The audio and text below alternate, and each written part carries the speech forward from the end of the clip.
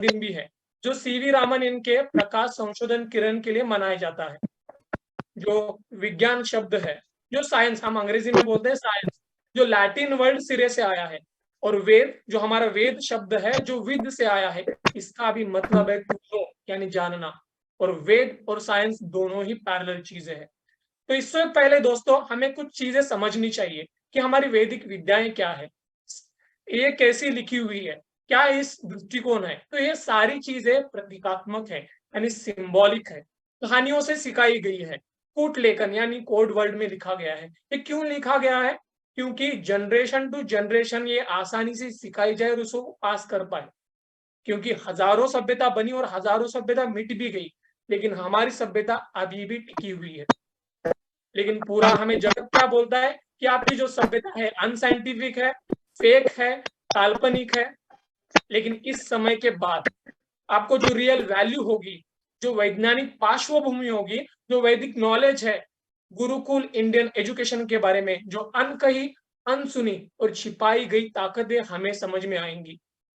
और ये वेबिनार किसी की निंदा करने की नहीं है, किसी को नीचा दिखाने का भी नहीं है, लेकिन छिपा हुआ सही इतिहास वो सबके सामने लेके आना है, ये इंपॉर्टेंट है। और इतिहास जो हमें विश्व गुरु कहता था, जहां से पूरे देश से लोग आते थे सीखने के लिए, तो क्यों कहा जाता था विश्व गुरु, ये जानते हैं। इन भाई साहब को सभी जानते होंगे, न्यूटन, जिन्होंने ग्रेविटी गुरुत्वाकर्षणीय जोर का शोध लगाया। तो कहा जाता है कि ये पेड़ के नीचे बैठे थे, तो इनके सिर के ऊपर एक एप्पल गिरा। तभी इन्होंने सोचा कि एप्पल नीचे ही क्यों गिरा, ऊपर क्यों नहीं गया। तो इन्होंने शोध कार्य किया, सर्च किया और पाया कि हमारे पृथ्वी मंडल पर एक गुरुत्वाकर्षणीय जोर है, जो हमें सभी ने पढ़ा है, कॉलेज में पढ़ा है कि गुरुत्वाकर्षणीय जोर का शोध न्यूटन जी ने लगाया। लेकिन गुरुत्व प्रयत्न संयोगणम उक्षेपणम, मैं फिर से कहूंगा, गुरुत्व प्रयत्न संयोगणम उक्षेपणम, जहां पे गुरुत्व लिखा है ना, ग्रेविटेशनल फोर्स की उपमा दी गई है, जो महर्षि कनाड जी ने वैशेषिक दर्शन में लिखा था, जो हजारों बरस पहले था, न्यूटन जी के शोध कार्य से पहले। और इसके साथ साथ ही पाइथागोरस थ्योरम, जो सभी ने याद होगा, तो स्कूल में भी सीखा होगा या कॉलेज में भी सीखा होगा। यह पाइथागोरस थ्योरम कल्प सूत्र यजुर्वेद में लिखा है। लेकिन हमें क्या बताया गया है कि पाइथागोरस थ्योरम पाइथागोरस ने 300 बीसी में लिखा था। मंत्र, जब हम ओम बोलते हैं या कोई भी मंत्र बोलते हैं, तो एक वाइब्रेशन क्रिएट होती है।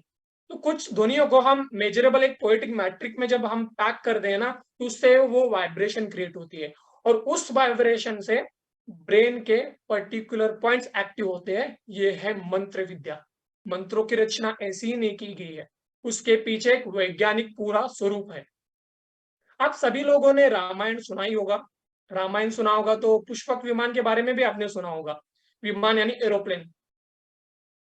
तो इस एरोप्लेन का कॉन्सेप्ट महर्षि भारद्वाज जी ने 7,000 वर्ष पूर्व विमान संहिता में लिखा था। प्लेन के डिजाइन, डायमेंशन, कुछ विमान के नाम आपको मैं सुनाऊंगा, जैसे कि मांत्रिक विमान, पुष्पक विमान, तांत्रिक विमान, शोभा विमान जैसे विमानों का शोध, डायमेंशन इन्होंने दिया है।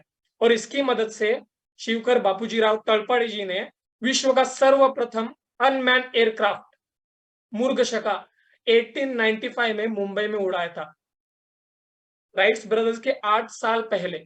और यही नहीं, प्राचीन भारत में बल्कि आयन इंजन टेक्नोलॉजी और मर्क्यूरी को फिल्म की तरह यूज करने वाली जो टेक्नोलॉजी है ना, नासा ने अपना पहला स्पेसक्राफ्ट सर्ट-1 1964 में सक्सेसफुली लॉन्च किया था, जहां पर पूरा विश्व सिर्फ फ्लाइंग कार्स या स्पेस टूरिज्म के बारे में सिर्फ सोच रहा है। यहाँ पे 7,000 वर्ष पूर्व भरद्वाज जी ने लिखा था। यह है हमारी वैदिक टेक्नोलॉजी। तो अब हम समझते हैं कि ये गुरुकुल क्या है, इसकी रियली डेफिनेशन क्या है, क्या कहा जाता था गुरुकुल में, क्या सिखाया जाता था। तो गुरुकुल वो जगह है जहां पर जो अनुभव से जीवन सिखाए वो Gurukul. Experience driven learning module call Gurukul. For example मैं देता हूं कि मैंने शहद खाया, वो मीठा लगा, तो वो मीठा का एक्सपीरियंस मुझे आप सभी को देना है कि शहद मीठा कैसे होता है। तो आपने अपने जीवन में कभी भी मीठा नहीं खाया, और मेरे पास आपको खिलाने के लिए भी ये शहद नहीं है, तो कैसे करेंगे ये मीठा स्वाद कैसे होता है इसका अनुभव। तो इसके ऊपर हजारों बरस काम हुआ। और एक विशिष्ट प्रकार की भाषा की उत्पत्ति हुई, जिसे मॉडर्न लैंग्वेज में कहेंगे फ्रीक्वेंसी यानी स्पंदन। तो उस स्पंदन से एक विशिष्ट प्रकार की ध्वनियों का निर्माण होता है, और उस ध्वनियों को बार बार प्रैक्टिस से, बार बार उच्चारण से हृदय में उठने वाले भाव और जीभ पे आने वाला स्वाद बता देगा कि शहद मीठा कैसे होता है। यह है वैदिक धरोहर। और इसके साथ साथ ही हमें गुरु और टीचर में अंतर समझना बहुत ही जरूरी है। शिक्षक वो जो शिक्षा दे, शिक्षा भाषा की हो सकती है, अक्षरों की हो सकती है, वाक्य रचनाओं की हो सकती है, जैसे कि फिजिक्स केमिस्ट्री इनकी हो सकती है, लेकिन जरूरी नहीं कि वो ज्ञान दे। गुरु वो जो आपको जीवन सिखाए, जिससे आप जीवन में टॉप कर सको। ना कोई सब्जेक्ट में टॉप करना है, ना कोई रैंक लेके आनी है, ना किसी से कंपटीशन करना है। गुरुकुलों में तो कंपटीशन खुद से ही होता था। खुद से यानी खुद की स्ट्रेंथ क्या है, खुद की वीकनेस क्या है, आप क्या हो, ये दर्शाने वाले गुरु थे। और जहाँ पे सिखाया जाता था वो था गुरुकुल। और इसके साथ साथ ही बहुत सारे मिथ है, मतलब काल्पनिक है, झूठ है। सिर्फ मंत्र सिखाए जाते थे गुरुकुलों में, पेड़ों के नीचे सिखाया जाता था, सिर्फ भगवानों के बारे में सिखाया जाता था। लेकिन आज से ये आपके भ्रमित से निकाल दीजिए। Gurukul is well structure, well pattern, well organise universities थी। तक्षशिला, नालंदा, विक्रमशिला जैसी यूनिवर्सिटीज थी, जहां पर भारत से ही नहीं पूरे जगत से लोग आते थे सीखने के लिए। और आपको पता है कि इसकी एंट्रेंस एग्जाम क्या थी? आपको सिर्फ संस्कृत आना चाहिए। ये थी गुरुकुल की वैदिक परंपरा है। और सब्जेक्ट्स के बारे में यानी विषयों के बारे में बताऊं तो विज्ञान के बारे में बताऊं, आप ओवरऑल देख सकते हो कितने सारे सब्जेक्ट्स हैं। तो वायु विद्या यानी एविएशन, अंतरिक्ष विद्या स्पेस साइंस, सूर्य विद्या जो सोलर सिस्टम की स्टडी की जाती थी, खगोल विद्या यानी एस्ट्रोनॉमी। तो ऐसे सारे विषय थे विज्ञान में। आप थोड़ा सा देखते हैं कि वैदिक कालखंड का एमबीए का था, यानी बिजनेस स्टडीज क्या थी। वाणिज्य यानी कॉमर्स, भेषज, शब्दों में ध्यान दीजिए, भेषज यानी फार्मेसी, रज्जुकर यानी लॉजिस्टिक ट्रांसपोर्टेशन, अर्थशास्त्र इकोनॉमिक्स, सूचीकार जो डाटा एंट्री करने वाले होते हैं ना, डाटा एंट्री, वास्तुकार जो आर्किटेक्चर। तो ये था गुरुकुल का वेल प्लान, वेल स्ट्रक्चर वैदिक इंडियन एजुकेशन सिस्टम। तो ये कहां से आता था, इसका सोर्स क्या था? ये सोर्स था वैदिक इंडियन स्क्रिप्चर्स, जो ओवरव्यू आप देख सकते हो, जिसमें 4 वेद है, 18 पुराण है। धर्मशास्त्र, शब्दों में ध्यान दीजिए आप, धर्म यानी आपने जो धारण किया हो, शास्त्र यानी किसी भी रूल का विस्तार, यानी मॉडर्न लैंग्वेज में कहूं तो एसओपी, स्टैंडर्ड ऑपरेटिंग प्रोसीजर। तंत्र यानी सिस्टम, जादू टोने वाला तंत्र नहीं, सिस्टम, किसी भी ऑर्गेनाइज में एक तंत्र होना चाहिए, एक सिस्टम होना चाहिए। इतिहास जो महाभारत रामायण है इसमें दर्ज है। तो पूरे जगत को जो ज्ञान सिखाने की ताकत थी, इसीलिए तो हमें विश्व गुरु कहा जाता था। तो आप थोड़ा सा डिटेल में जाते हैं, थोड़ा सा और भी लेते हैं कि इस वैदिक विद्याओं में क्या था, इनोवेशन क्या थे, और इसके साथ साथ ही कुछ सीक्रेट्स भी आपको पता चलेंगे कि वैदिक विद्याओं में क्या था। तो चलिए बढ़ते हैं इस वैदिक जर्नी पे। तो आपको पता है कि दुनिया की सबसे पहली प्लास्टिक सर्जरी 2600 साल पहले हुई थी, और ये करने वाले महर्षि सुश्रुत, जिनको फादर ऑफ सर्जरी भी कहा जाता था, जिन्होंने 300 से ज्यादा सर्जरी का इनोवेशन किया। राइनोप्लास्टी यानी नाक की सर्जरी, कैटरैक्ट सर्जन भी थे, यानी जो आंखों के दोष ठीक करने वाली जो सर्जरी होती है, कैटरैक्ट सर्जन थे। सिजेरियन, एब्डोमिनल, ब्रेन जैसी कठिन से कठिन सर्जरी का इन्होंने इनोवेशन किया। और ये सारी बातें इन्होंने सुश्रुत संहिता में लिखी, और वो सुश्रुत संहिता पूरे जगत में, अरबी में, लैटिन में, अंग्रेजी में, जर्मनी में ट्रांसलेट हुई और पूरे विश्व में फैली। तो ये थे हमारे ग्रेट वर्ल्ड फर्स्ट सर्जन महर्षि सुश्रुत। यज्ञ चिकित्सा यानी जो हम हवन करते हैं, यज्ञ चिकित्सा यानी हवन में ऐसी कौन सी औषधि डाली जाए जिससे आपकी न्यूरोलॉजिकल और ब्रेन रिलेटेड प्रॉब्लम सॉल्व हो जाए। तो जब भी हवन किया जाता है उसमें विशिष्ट प्रकार की लकड़ी, विशिष्ट प्रकार के हर्ब्स, औषधि डाली जाती है उसके फ्यूम से यानी स्मेल से। तो देखिए कि हमारे बॉडी का स्ट्रक्चर क्या होता है। जो भी हम खाते हैं वो पहले डाइजेस्ट होता है और पोषक तत्वों के हिसाब से आपके बॉडी में जाता है और आपके दिमाग में जाता है। लेकिन एक शॉर्टकट है, जब भी हम हवन करते हैं जो उसके फ्यूम से जो नाक में सीधा जाके लिम्बिक सिस्टम में घुस जाता है ना, वो सीधा ब्रेन में चला जाता है और उससे ब्रेन के नॉन एक्टिव पार्ट एक्टिव हो जाते हैं। इससे न्यूरोलॉजिकल और ब्रेन रिलेटेड प्रॉब्लम सॉल्व होने में मदद होती है। ये थी यज्ञ चिकित्सा। तो दोस्तों, हम खुश कब होते हैं या कब हम डिसीजन सही लेते हैं? तो इसके ऊपर स्टडी हुई, रिसर्च हुआ कि लोग कब खुश होते हैं या कब सही डिसीजन लेते हैं। तो पाया गया कि जिन्होंने भी अपने जीवन में कुछ हासिल किया है, खुश होते हैं, जो भी सक्सेसफुल है, जब भी वो डिसीजन लेते हैं या जब वो खुश होते हैं, तब पाया गया कि उनकी ब्रेन वेव फ्रिक्वेंसी 8 साइकिल पर सेकेंड टू 12 साइकिल पर सेकेंड पे होती है। ब्रेन वेव फ्रिक्वेंसी यानी कि मेजरेबल पॉइंट है ब्रेन की स्पीड को चेक करने के लिए। तो ये ब्रेन वेव फ्रिक्वेंसी जब 12 के ऊपर चली जाती है ना, तो आप एंजाइटी फील करते हो। 21 के ऊपर गई तो हाइपर एंजाइटी फील करते हो, और 30 पे रही तो आप डिप्रेशन में चले जाते हो। तो पूरा ऑब्जर्वेशन हुआ, तो एक पर्टिकुलर बिल्डिंग होती है जहां पर आप जाने भर से ही आपकी ब्रेन वेव फ्रिक्वेंसी 8 साइकिल पर सेकेंड टू 12 साइकिल पर सेकेंड पे हो जाती है। तो उससे आप अच्छे डिसीजन ले पाते हो, आप खुश होते हो और अपने जीवन में बढ़ते हो। और ये जिसे सभी लोग परिचित है, वास्तुशास्त्र कहा जाता है, जहां पर एक बिल्डिंग बिल्डिंग पर्टिकुलर इक्वेशन को फॉलो करती है। मंदिर, घर, पर्टिकुलर जगह है जहां वास्तु आर्किटेक्चर के नियमानुसार बनाई गई है, जहां पर जाने भर से ही आपकी ब्रेन वेव फ्रिक्वेंसी 8 साइकिल पर सेकेंड टू 12 साइकिल पर सेकेंड पे हो जाती है और आप अच्छे डिसीजन ले पाते हो। ये है वास्तुशास्त्र। वास्तुशास्त्र आपका डोर कहाँ पे होना चाहिए, किचन कहाँ पे होना चाहिए या बेडरूम कहाँ पे होना चाहिए, इतने तक ही सीमित नहीं है।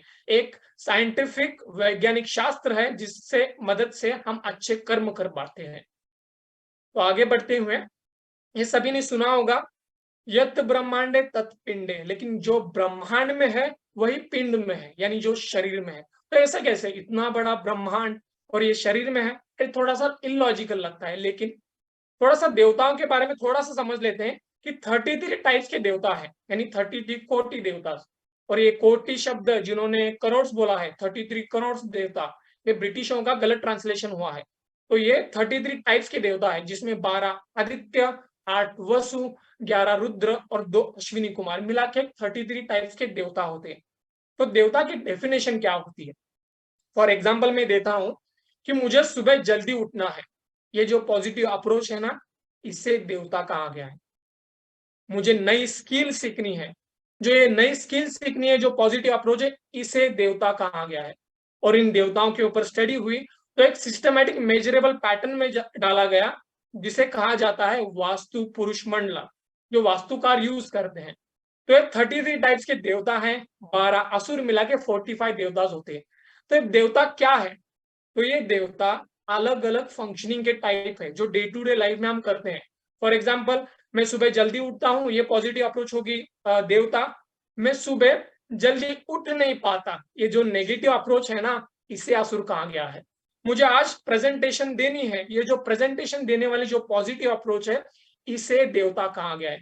मुझे प्रेजेंटेशन देते वक्त डर लगता है, ये जो डर है ना, इसे असुर कहा गया है। जो देवता है ये पॉजिटिव अप्रोच, ये नेगेटिव अप्रोच। तो इसके ऊपर भी पूरा अध्ययन हुआ। आप ऑब्जर्व करोगे तो ये राउंड शेप में है, जहाँ पे सेंटर में ब्रह्मा लिखा है। तो ब्रह्मा ही सेंटर में क्यों है, ये छोटे छोटे बॉक्सेस क्यों हैं? तो इसके ऊपर स्टडी हुई। याद रखिए कि मैंने क्या बोला था, यत ब्रह्मांड तत्पिंडे, यानी जो ब्रह्मांड में वही शरीर में है। तो ये वास्तु पुरुष मंडल जो राउंड शेप में है, ये हमारे आकाश गंगा का डिपिक्शन है, यानी मिल्की वे गैलेक्सी, जो सारे देवता इसमें मिले हुए। तो एग्जाम्पल, 4 नक्षत्र के पॉइंट्स मिला के, नक्षत्र यानी जो तारों का समूह होता है उसे नक्षत्र कहा गया है। तो 4 नक्षत्र मिला के जहां पर दिन और रात एक होते हैं, उसे ब्रह्मा कहा गया है। अंतरिक्ष को जो अलोकित करते हैं, अलोकित यानी लाइटनिंग देते हैं, उसे 12 आदित्य कहा गया है। और वायुमंडल में जो थंडर्स है यानी तूफान है, उसे कंट्रोल करते हैं, जो है 11 रुद्र। और पृथ्वी मंडल पे जो लगातार रिसोर्स चलाते रहते हैं, यानी चलाते रहते हैं, उसे 8 वसु कहा गया है।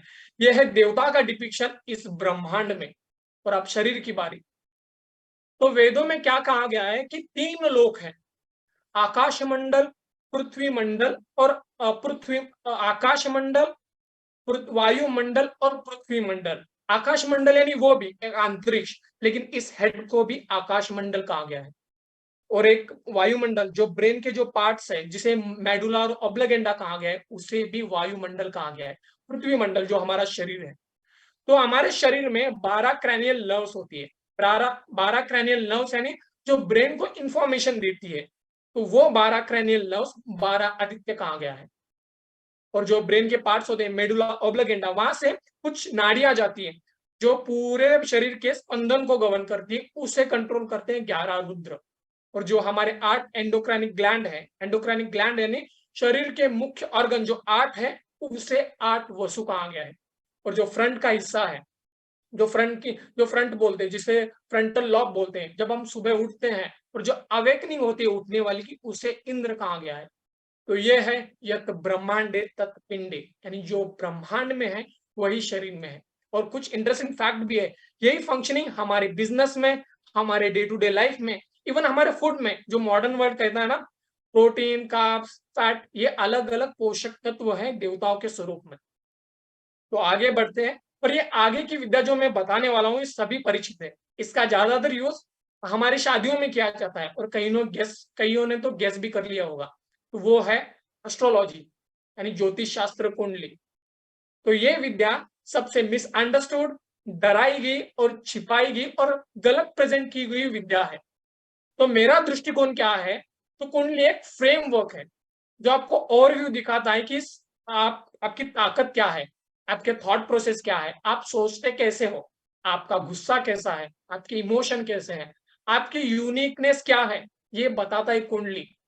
और पूरे जगत ने क्या बताया कि शनि के नाम पे डराया है, 7.5 शनि आपका भारी है। तो ये जो प्लैनेट्स है ना, ये अलग अलग टैम्पलेट्स है। टैम्पलेट्स यानी शनि यानी पेशेंस, स्लो, रिलैक्स, किसी भी काम करने के लिए आपको पेशेंस चाहिए। मंगल यानी एक्शन, जो हम डे टू डे एक्शन करते हैं। मून यानी आपके इमोशन, वो गवर्न करता है। ये सारी चीजें सिंबॉलिक है। और उसके साथ साथ ही राहु केतु के नाम पर भी सभी को डराया है।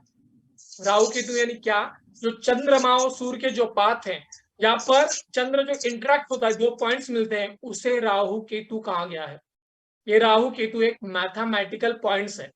राहु केतु एक सिंबॉलिक चीज है। राहु यानी हेड, केतु यानी उसकी बॉडी। राहु यानी लीडर, और केतु यानी उस लीडर के फॉलोअर्स। ये सारी चीजें सिंबॉलिक है।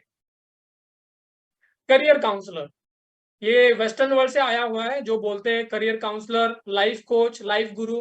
तो ये क्या करते हैं कि आप क्या बिहेवियर हो, किस तरीके से आप सोचते हो, उस तरीके से आपको बताएंगे कि इस फील्ड में आपको जाना है। लेकिन यहाँ पे श्री कृष्ण ने कुरुक्षेत्र में अर्जुन को पहले ही बताया कि अर्जुन, 3 प्रकार के गुण हैं, रजस, सत्व और तमस। रजस यानी एक्शन ओरिएंटेड, जो सेल्स करते हो, मार्केट करते हो, लीडर करते हो।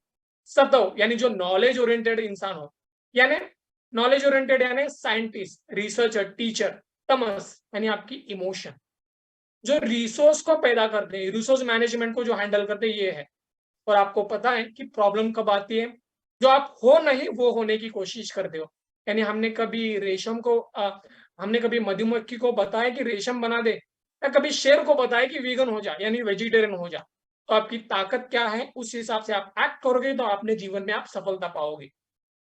आगे जो 16 कला है, 16 इसेंशियल लाइफ स्किल, जो गुरुकुलों में सिखाया जाता था। एक कला जो निर्जीव वस्तु में भी होती है, 2 कला यानी कीटक में होती है, 3 कला पक्षियों में होती है, 4 कला एक 4 पैरों पे चलने वाला जो प्राणी, उसे भी कहा गया है। 5 कला यानी एक साधारण मनुष्य में भी होती है। 6 कला उन साधारण मनुष्य को जो गवर्न करता है, जो टीम लीडर कहा जाता है, उसमें 6 कला होती है। और 8 कला आपके सरपंच, जो गांव का लीडर होता है।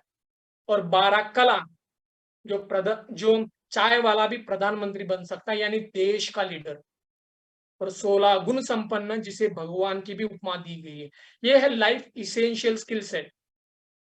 आपने सुना होगा कि राजा का बेटा राजा बनेगा, लेकिन जो हकदार होगा अभी राजा वो बनेगा। लेकिन जो हकदार कैसे होते, ये है लाइफ स्किल सेट, जो 16 कलाएं गुरुकुलों में सिखाई जाती थी। मेकअप यानी कॉस्मेटोलॉजी, सौंदर्य प्रसाधन की कला, जो महिलाएं ज्यादा यूज करती है। तो अंगराग, ये शब्द आपने सुना है, अंगराग यानी फेस मेकअप, इसमें काजल, कस्तूरी, कुमकुम, चंदन, बेसन जैसे पदार्थ का यूज किया जाता था। नेल नेल पेंट यानी नेल को रंगना, इसके एक्सपर्ट को नक लेखक भी कहा जाता था। परफ्यूमरी यानी गंध, जो सेंट हम यूज करते हैं ना, उसका भी उपयोग किया जाता था। क्या आपको लगता है कि ये फुटवेयर या हाई हील्स जो महिलाएं पहनती है या शूज, ये वेस्टर्न वर्ल्ड से फैशन आया है? लेकिन यहाँ पे 200 बीसी से हमारे कल्चर में था, इसका उपयोग किया जाता था। इंडस वैली जो 18,000 वर्ष पूर्व थी, इट इज वेल ऑर्गेनाइज, जिसमें वाटर मैनेजमेंट था, ड्रेन सिस्टम था, इवन ट्रैश कलेक्शन की व्यवस्था थी, यानी कूड़ा जमा करने की व्यवस्था थी। 8,000 वर्ष पूर्व जो सोसाइटी की सिस्टम थी। आप राइट साइड पे देख रहे होंगे जो आईफेल टावर जो पेरिस में स्थित है, इसको मेंटेनेंस के लिए करोड़ों खर्च करने पड़ते हैं। क्यों? कि इसे जंग ना लगे। यहाँ पे एक दिल्ली पे पिलर है 2300 साल पुराना, इसको कोई भी जंग नहीं। तो देखिए कि वेल कंस्ट्रक्शन कैसा है, वेल प्लान और लॉन्ग टर्म विजन का कंस्ट्रक्शन है। 7 अजूबे, दुनिया के 7 अजूबे जो आप राइट साइड पे देख रहे हो, जो यूरोपियन क्रिएशन है, जिसको 7 अजूबों में गिना जाता है, और ये आधा झुक गया है। यहाँ पे हजारों सालों से हमारी मंदिरें हैं, जैसे कि तैसे खड़े हैं, मजबूत है। क्या हमें इन्हें 7 अजूबों में या दुनिया के अजूबों में गिनना चाहिए या नहीं? सोचने की बात है। क्रिएटिविटी की हद आप देखिए, एक तमिलनाडु में एक मंदिर है जिसमें 7 म्यूजिकल पिलर है जो पत्थरों में बनाई गई है, जो 7 क्लासिकल नोट्स बजते हैं, यानी सारेगमप। तो ये थी क्रिएटिविटी। लॉजिस्टिक यानी ट्रांसपोर्टेशन, यहाँ पे 5,000 वर्ष पूर्व भृगु संहिता में लिखा था, जले नौके यान स्याद भूमियान रथा स्मृत आकाशे अग्नियानाच वेमयान तदेमहि।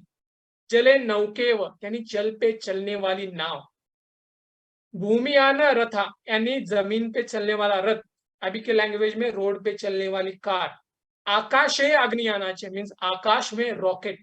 तो ये था फ्यूचरिस्टिक दृष्टिकोण इन लोगों का, इन वैदिक कालखंड का। और पिछले हफ्ते आपने शिवरात्रि भी मनाई होगी। जो शिवलिंग है, जो शिवलिंग का शेप है, उसका फॉर्म है, तो एक मैथमेटिकल फैक्ट है कि it is the best form of saving energy and holding energy.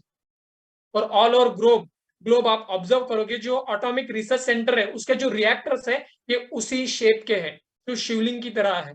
इतना ही नहीं, आप लेफ्ट साइड पे देख रहे हो कि एक नासा ने पिक्चर सेंड की थी। ये पिक्चर हमारे पूरे ब्रह्मांड की है, यानी एक यूनिवर्स की है, कि इसी शेप में हमारे यूनिवर्स एक्सपैंड कर रहा है, जो शिवलिंग की शेप की तरह है।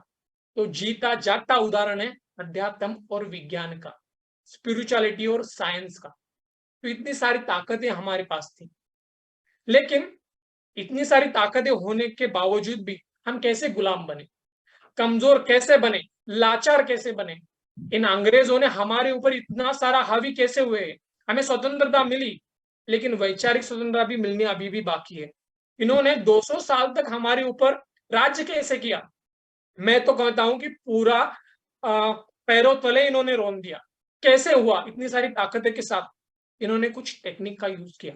हमें सभी को पता है कि ब्रिटिश आए, हमारे ऊपर 200 साल राज्य किया, लेकिन कैसे कैसे इन्होंने टेक्नोलॉजी का यूज किया? वो थी टेक्निक आइडियोलॉजिकल सबवर्जन। शब्द पे ध्यान दीजिए, आइडियोलॉजिकल शब्द, आइडियोलॉजिकल सबवर्जन यानी विचारधारा का विनाश। ये ऐसी प्रभावी टेक्निक है जिसके आपके विचार, सोचने का ढंग, रहन सहन सारा बदल जाएगा और आपको पता भी नहीं चलेगा। गुलामी के साथ साथ ही वैचारिक गुलामी का जो ट्रेंड है, इसे कहा गया आइडियोलॉजिकल सबवर्जन। तो ओवरऑल सिंपल भाषा में बताऊं तो स्ट्रॉन्ग ब्रेन वॉशिंग। आपको पता है कि युद्ध में सबसे बड़ी कला क्या होती है? आप युद्ध लड़े ही ना और आप युद्ध जीत जाओ। इस टेक्निक का इन्होंने यूज किया, स्ट्रॉन्ग ब्रेन वॉशिंग का। और इसके लिए इनकी एक स्पेशल कमिटी भी थी। इनका काम यही था कि हमारे फेस्टिवल क्या है, कल्चर क्या है, सोसाइटी सिस्टम क्या है, उसमें क्या बुरी बात है, अफवाहें फैलाना, काल्पनिक बताना, झूठ बताना, और हमारे कल्चर को हमारे खिलाफ खड़ा कर दिए। और इसके भी 3 स्टेप्स हैं जो बहुत ही खतरनाक है। फर्स्ट स्टेप, डीमोरलाइजेशन, यानी एक डिस्ट्रॉय करना हमारे रिलीजन को, सोसाइटी स्ट्रक्चर को, एजुकेशन सिस्टम को और हिस्ट्री को। रिलीजन को इन्होंने पिछड़ी वाली जाति बताई, अंधश्रद्धा बताया। सोसाइटी स्ट्रक्चर को, जो वर्ण व्यवस्था थी हमारी, जाति और कास्ट के नाम पे इन्होंने भ्रमित किया। एजुकेशन सिस्टम, जो इन्होंने इंग्लिश एक्ट ला के गुरुकुलों को बंद करवा दिया। हिस्ट्री, जिसे माइथोलॉजी यानी काल्पनिक नाम से हमें भ्रमित किया। और दूसरा जो स्टेप्स है, डिस्टेबलाइजेशन। तो इससे क्या होगा कि हमारे ही लोग हमारे खिलाफ खड़े होंगे। यानी इन्होंने क्या किया कि बड़ी बड़ी पोजीशन में हमारे ही लोग बैठा दिए ब्रेन वॉश करके, और हमारे खिलाफ उनको काम करना शुरू कर दिया। इससे पूरी अस्थिरता फैल गई पूरे देश में, डिस्टेबलाइजेशन हो गया। और लास्ट का जो है सबसे खतरनाक, उसे कहा गया है क्राइसिस यानी संकट। हम तो बहुत ही खुशनसीब है कि हमें स्वतंत्रता मिली। जिन आजाद हिंद फौज स्वतंत्र वीरों से ये लड़कर इन्होंने हमारा भारत देश छोड़ दिया। तो क्राइसिस का आप थोड़ा सा मतलब देखिए कि ऐसे ऐसे डिसीजन लेना जल्दबाजी में, आनंद फानन में, कि किसी को समझ में भी ना आए, लेकिन पूरे प्लान से, जिससे पूरा देश अपने घुटनों पे आ जाए। जब ये अंग्रेज भारत छोड़ रहे थे ना, तब इन्होंने पहले क्या बताया कि हम जून 1948 को हम भारत छोड़ देंगे, जून 1948 को। और उसी जल्दबाजी में मार्च 1947 को डिक माउंटबैटन जो वाइस रॉयज बने, जब भारत छोड़ रहे थे, तो इन्होंने अचानक से घोषणा कर दी कि 3 जून 1947 को हम भारत 3 जून को 15 अगस्त 1947 को हम भारत छोड़ देंगे। कि किसी को भी समझ नहीं आया कि इतना जल्दी कैसे होगा, क्योंकि पूरा देश चलाना है, इतना जल्दी कैसे होगा। और उसी शाम 3 जून 1947 को और एक घोषणा हुई। देखिए जल्दबाजी में, आनंद फानन में, जिससे पूरा देश घुटने पे आ जाए, वो था भारत पाकिस्तान का विभाजन। और इसके परिणाम अभी भी हम झेल रहे हैं। 15 अगस्त 1947 को हमें स्वतंत्रता तो मिली, लेकिन किस कीमत पे। और अब पूरा जगत हमें ही लेक्चर दे रहा है कि उनका कल्चर कितना बड़ा है, सिविलाइजेशन कितनी बड़ी है, एजुकेशन सिस्टम कितना बड़ा है, इंफ्रास्ट्रक्चर कितना बड़ा है। और इसकी मदद से जो हमारी वैदिक विद्याएं के, पूरा जगत क्या कर रहा है, वैदिक विद्याओं का यूज करके या उपयोग करके, पढ़ के। एप्पल जो इसके फाउंडर है स्टीव जॉब, ये भारत में आए थे। इन्होंने स्पिरिचुअलिटी और तंत्र का अभ्यास किया, जिससे इन्होंने ये पाया कि किसी भी वस्तु विचार में जो 5 सेंसरी एक्सपीरियंस यानी 5 इंद्रियों का सुख हो, तो वो वस्तु मौल्यवान हो जाती है। 5 इंद्रियों का सुख यानी टच जो हम फील करते हैं, सी यानी हम देखते हैं, लिसन यानी हम सुनते हैं, स्मेल जो हम सूंघते हैं, टेस्ट जो हम खाते हैं, स्वाद लेते हैं। जो एक्सपीरियंस इन 5 इंद्रियों में होगा, वो प्रोडक्ट या विचार सबसे मौल्यवान होगा। तो जब इन्होंने फोन लॉन्च किया था, फर्स्ट स्क्रीन टच, इन्होंने टच की फीलिंग डाल दी उसमें। फर्स्ट स्क्रीन टच इनका ही था। दिखने में अतिशय सुंदर, सही तरह से बनाया था। लिसन यानी सबसे बेस्ट ऑडियो फॉर्म इन्होंने डाला था, स्पीकर डाले थे, लिसनिंग का इन्होंने डिपिक्शन डाल दिया। स्मेल, तो इन्होंने फर्स्ट वॉलपेपर उनका एक फ्लावर था, यानी सूंघने की डिपिक्शन इन्होंने डाल दी। टेस्ट, फोन तो हम खा नहीं सकते, जो एप्पल का लोगो है उसमें एक बाइट बना दिया कि बाइट थोड़ा सा एप्पल किसी ने खाया है। तो इस 5 इंद्रियों का एक्सपीरियंस एक ही प्रोडक्ट में डाला, और Apple is a super hit product. विश्व का सबसे महंगा फोन एप्पल ही बेचता है। और इनकी बात सुन के फेसबुक के जो फाउंडर है मार्क जुकरबर्ग, जो स्टीव जॉब को मेंटोर ही मानते हैं, ये भी भारत को विजिट किया था। इन्होंने भारत का कल्चर, स्पिरिचुअलिटी को एक्सप्लोर किया था। कहा जाता है कि 3 दिन बैठ के हनुमान चालीसा भी पढ़ी थी। ऑटोफेजी यानी फास्टिंग। तो प्रोफेसर योशिनोरी इन्होंने एक रिसर्च की कि हम फास्टिंग जब रखते हैं तो क्या बेनिफिट होता है। तो हमारी एजिंग स्लो हो जाती है, हम मेंटेनेंस में चला जाता है, आपकी डाइजेशन स्ट्रांग हो जाती है, कैंसर और ट्यूमर जैसे भी सेल खत्म हो जाते हैं। इसके लिए इनको 2016 में भी नोबेल पारितोषिक मिला। और यहाँ पे इंडियन कल्चर में हजारों सालों से त्योहारों में, ऑस्पिशियस डेज पे क्या बोला जाता है, उपवास रखो। और यहाँ पे इनकी डिसरेस्पेक्ट करना नहीं है या इनके रिसर्च के ऊपर पॉइंट आउट करना नहीं है, लेकिन जो हमारे कल्चर में जो वैज्ञानिक स्वरूप है, ये सबके सामने लेके आना ये बहुत ही जरूरी है। और सबसे मौल्यवान दिमाग जो पूरे जगत के ऊपर राज्य कर रहे हैं, जो टॉप पोजीशन में है, जो इंडियन ओरिजिन के हैं, सुंदर पिचाई जो अल्फाबेट और गूगल के सीईओ है, सत्या नडेला जो माइक्रोसॉफ्ट के सीईओ है, और ऋषि सुनक जो यूनाइटेड किंगडम के, यूके के अभी भी प्राइम मिनिस्टर बने हैं। जिस यूके ने हमारे ऊपर हजारों 200 साल तक राज्य किया, अब हमारे ही इंडियन ओरिजिन का इंसान उनके ऊपर राज कर रहा है। तो ये था पावरफुल दिमाग हमारे लोगों का, वैदिक कल्चर का हमारे पास था। क्या हमें फिर से गुलामी करनी है, फिर से वही वैचारिक गुलामी करनी है हमें? तो इसका सोल्यूशन क्या है? हम क्या कर सकते हैं इस वक्त, इस पोजीशन में हम क्या स्टेप ले सकते हैं, उसका सॉल्यूशन यही होगा कि आत्म साक्षात्कार यानी सेल्फ रियलाइजेशन। खुद को पहचानना होगा कि खुद की ताकत क्या है, खुद के कल्चर के बारे में, खुद की विद्याओं के बारे में, खुद का इतिहास, सही इतिहास क्या है इसके बारे में हमें जानना होगा। रामायण, महाभारत, गीता उसको पूजा के लिए नहीं, पढ़ाई के लिए खोलिए। जब आपको पता चलेगा ना हमारी कल्चर की ताकत क्या है, एक रियलाइजेशन होगी कि ताकत में दम क्या है, ताकत क्या है, तब आप प्रति उत्तर देने के लिए सक्षम रहोगे। प्रति उत्तर यानी जो जगत ने हमें पता है कि आपका कल्चर इतना काल्पनिक है, फेक है, उसके ऊपर आप प्रति उत्तर दे पाओगे। प्रति उत्तर के कुछ उदाहरण में बताता हूं। जो वर्ण व्यवस्था, ये ध्यान रखिए कि कभी भी जातिगत और जन्मजात नहीं थी। ध्यान रखिए वर्ण व्यवस्था। ब्राह्मण जो दिमाग से काम करे, यानी आपके साइंटिस्ट, रिसर्चर, टीचर हो गए। क्षत्रिय यानी जो क्षेत्र की रक्षा करने वाला, क्षेत्र की देखभाल करने वाला, अभी के पुलिस, आर्मी, गवर्नेंस।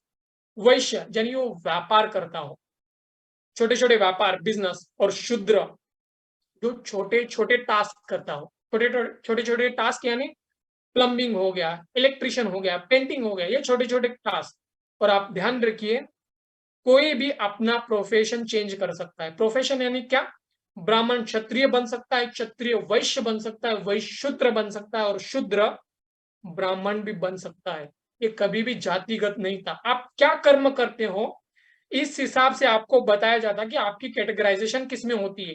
और ये कास्ट वर्ड जो सो कॉल्ड ब्रिटिशों ने लाया था, ये हमारा कभी भी नहीं था।